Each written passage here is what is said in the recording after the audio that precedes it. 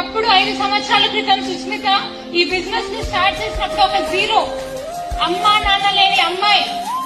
So వాళ్ళ అమ్మ 2 ఆడపిల్లల్ని కానీ చనిపోయిందంట. పాపం అమ్మమ్మ తాతయ్యకి 2 ఆడపిల్లలు ఇబ్బంది అవుతున్నారు. సో వాళ్ళని పట్టించుకునే దిక్కు కూడా లేదు. ఆ పిల్లల్ని ఎలా పెళ్లి చేయాలి, పంపించాలంటే డబ్బులు కావాలి అని బాధపడుతున్న పరిస్థితులు అవన్నీ చూసి, ఏంటి దేవుడు నాకు ఈ లైఫ్ ఇచ్చావు, ఎందుకు మా అమ్మతో పాటు మమ్మల్ని కూడా ఎందుకు తీసుకెళ్లలేదు, ఈ సొసైటీ ఇక్కడ జరిగేవన్నీ చూస్తూ బాధపడ్డాంగా అని చెప్పి బాధపడిన వ్యక్తినండి.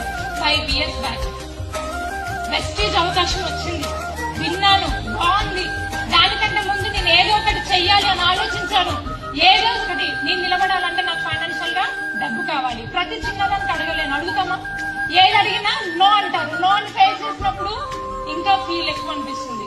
మరి ఆ టైంలో నాకు ఇష్టం లేకపోయినా కానిస్టేబుల్ కి ప్రిపేర్ అయ్యి ఆ జాబ్ కోసం 2 సంవత్సరాలు తినకుండా నా డిగ్రీ సైతం పక్కన పెట్టి, సో నేనేంటో ప్రూవ్ చేసుకోవాలి కానిస్టేబుల్ లో.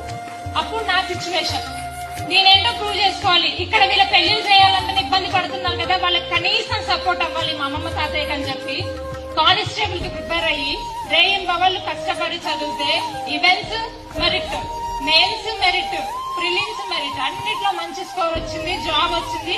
నాగేంద్ర సార్ వచ్చారు, జాబ్ ని తన్నేశారు, బిజినెస్ లోకి వచ్చాను.